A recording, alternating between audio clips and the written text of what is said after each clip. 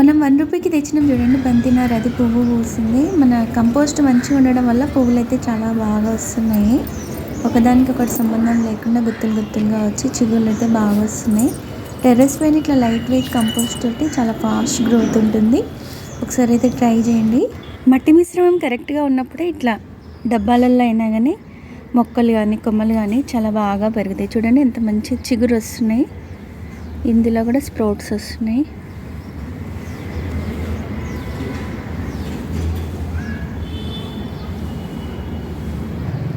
శనగలు మట్టిలో కంటే కూడా డైరెక్ట్గా ఈ విధంగా చాలా బాగా తొందరగా పెరిగినట్టు అనిపించింది. ఇంకా రూట్స్ కూడా కిందికి వచ్చాయి చూడండి. ఇట్లా గిన్నెలో వాటర్ పెట్టేసి పైన కొంచెం కోకోపీట్, మట్టి, కంపోస్ట్, అంటే ఒక్కొక్క విత్తనానికి ఒకలాగా ఉంది. మనం వాడేసిన వాటికంటే కూడా ఫ్రెష్ కంపోస్ట్లు అయితే ఫాస్ట్గా జర్మినేట్ అయినాయి. ఈ కంటైనర్లో చూడండి ఒకే దాంట్లో ఎన్ని మొక్కలు అయినా కానీ ఎంత బాగా పువ్వు వస్తుంది. సన్ఫ్లవర్ ఎట్లా పెరుగుతుందో చూద్దాం. మరి పువ్వులు కూడా చాలా వస్తున్నాయి చూడండి. ఇది మనకు కొమ్మ గుచ్చింది. హలో అండి, పొద్దున్నే ఇట్లా టెర్రస్ పైకి రాగానే మనకి ఇప్పుడు 7:30 టైం అవుతుంది. ఒకసారి అయితే ఇట్లా టెర్రస్ పైన చూడగానే మనం నాటుకున్న కొమ్మలు చూడండి, మనం ఇందులో గుచ్చేసినాం కదా, చూడండి ఎంత బాగా వచ్చింది. ఈ ఊకనే పెరుగుతాయి. ఈ కుంకుమ బంతి ఇంకా సన్ఫ్లవర్ సీడ్స్ వేసినామన్నాం కదా, మనకి ఇలా మంచిగా అన్నీ పెరిగినాయి. కానీ 3 విత్తనాలు కూడా జర్మినేట్ అయినాయి. కాకపోతే పిల్లి తోడేయడం వల్ల 2 అయితే పోయినాయి. ఇది ఒక్కటైతే పెరుగుతుంది. ఫ్లవర్ వచ్చినాక మీకు చూపిస్తాను. ఇంకా సపోటా మొక్కకి అయితే ఇట్లా పూత వస్తుంది. మొక్క మొత్తం ప్రూనింగ్ చేసినాక చూడండి ఎంత బాగా వస్తుంది. సపోటా పూత చెట్టు నిండా ఉంది.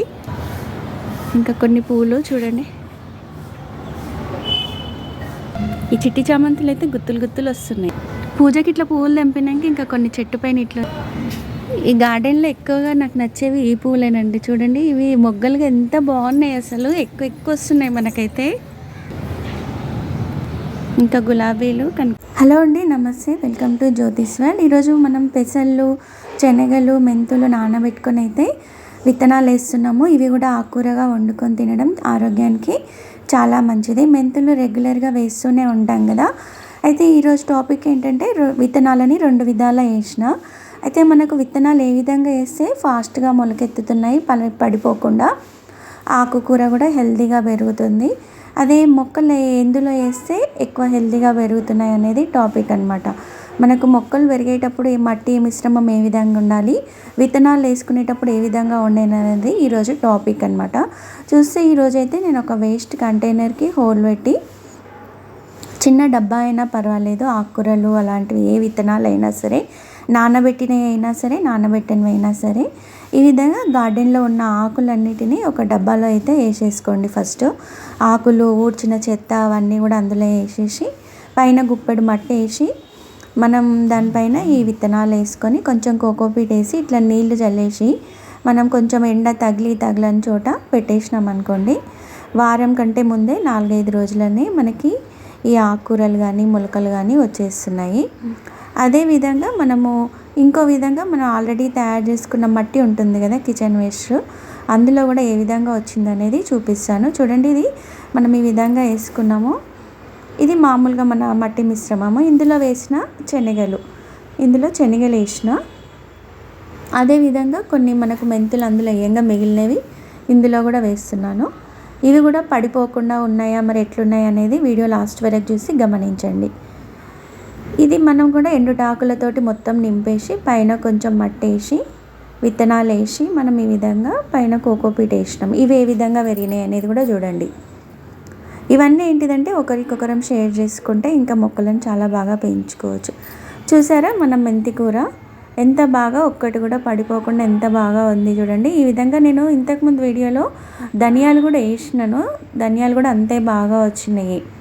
ఈ రెంటికి తేడా ఇదైతే గమనించిన ప్రతి ఒక్కరం కూడా ఈ విధంగా ఆకుకూరలు పడిపోతున్నాయి, సరిగా మొలకెత్తలేవు అనుకున్నప్పుడు ఈ విధంగా ఎండుటాకుల్లో మీరు ఇట్లా కంపోస్ట్ లాగా వేసుకొని చేసుకోండి, చాలా బాగా అయితే పెరుగుతున్నాయి. అదే ఈ మట్టి మిశ్రమంలో చూడండి మొలకలు పడిపోయినాయి, సరిగా పెరగనట్టుగా ఎట్లున్నాయి చూడండి. ఇక్కడ ఇంకో విషయం కూడా గమనిస్తే మనకు కంటైనర్తో సంబంధం లేకుండా ఆ చిన్న డబ్బాలో ఏ విధంగా పెరిగింది, ఇక్కడ మనం పెద్ద కంటైనర్లో వేసిన విత్తనాలు కూడా అన్నీ వేసినా కానీ మనకి ఈ విధంగా అయితే పెరిగింది. ఈ మెంతి కూరకి ఏంటంటే నేను ఇంకా కొబ్బరి చిప్పలో ఇలాంటి వాటిలో కూడా వేసి చూసిన, ఆ కింద వేసే బేస్ ఉంటుంది కదా, అది కరెక్ట్గా ఉంటే మనకు పడిపోకుండా అట్లా గుబ్బురుగా వస్తుంది. ఇట్లా ఆకుకూరలకైతే మీరు ఏ కంటైనర్లో పెంచుతారో ఆ కంటైనర్కి మంచిగా హోల్ పెట్టి దాని నిండా ఎండుటాకులు అవన్నీ నింపేసి పైన ఈ మట్టి మిశ్రమం ఉంటుంది కదా ఇందులో వేసి కొంచెం పేడ ఉంటే కూడా వేసుకోండి. లేకపోయినా కానీ నేను ఇప్పుడు ఆ చిన్న కంటైనర్లో పేడ అస్సలు వేయలేదండి, కానీ అంత బాగా వచ్చింది.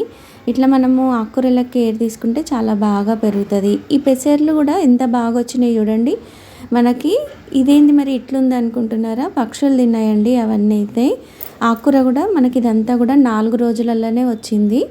మనకి వారం రోజులు కాకుండా 4 రోజులలోనే ఈ మెంతులు, ఈ పెసర్లు ఇవన్నీ అయితే మొలకెత్తినాయి. ఈ మామిడి చెట్టు ఏంటంటే పీచు పెట్టినాం కదా, అది కూడా మనము పైన అట్లా పెట్టేసిన అనమాట. పెసర్లు కానీ శనగలు కానీ ఇట్లా ఆకుకూరగా వండుకొని తినడం వల్ల ఆరోగ్యానికి మంచిది, మంచి ప్రోటీన్ కూడా అందుతుంది. ఇది మనం వారంలో ఒకసారి అయినా సరే ఇట్లా ఆకుకూరగా పెంచుకొని తినొచ్చు. ఇది ఒట్టి మనం ఎండుటాకుల పైన వేసేసినా కానీ ఇవి ఈజీగా మొలకెత్తుతాయి. మనకి పక్షుల బాధ లేదు అనుకుంటే టెర్రస్ పైన వేయించుకోండి, లేకపోతే మనము ఇండోర్ ప్లాంట్స్ లాగా కూడా బాల్కనీలో కూడా పెంచుకోవచ్చు అనమాట. వీటన్నిటిని అయితే నేను ఆకుకూరగా వండేస్తాను. అప్పటికప్పుడు 4 రోజులు ఆకుకూర కావాలన్నప్పుడు ఆ విధంగా మనం పెసలు కానీ శనగలు కానీ పెంచుకోవచ్చు. శనగలు అయితే మనకి ఇవి కొన్ని పక్షులు ఏరుకొని తిన్నాయి, ఇంక ఇవన్నీ అయితే ఇట్లా లేట్గా మొలకెత్తాలా వద్దన్న దశలో అయితే ఉన్నాయి, చూసారు కదా. ఈ శనగలకు మట్టి మిశ్రమం వచ్చి మనము కిచెన్ వేస్ట్ నుంచి ఆల్రెడీ తయారైన మట్టిలో విత్తనాలు వేసి చూసినాం అనమాట. ఏదైనా మనం ప్రయత్నిస్తేనే తెలుస్తుంది కదా. ఇంకా వీటికి ఇట్లా మొలకలు రాలేవు. నెక్స్ట్ టైం ఎండుటాకుల పైన కూడా వేసి చూస్తాను, ఇవి లేట్ జర్మినేషన్ అవుతాయా లేకపోతే మట్టి మిశ్రమం కరెక్ట్ లేదా అనేది కూడా మనకు అర్థమవుతుంటుంది.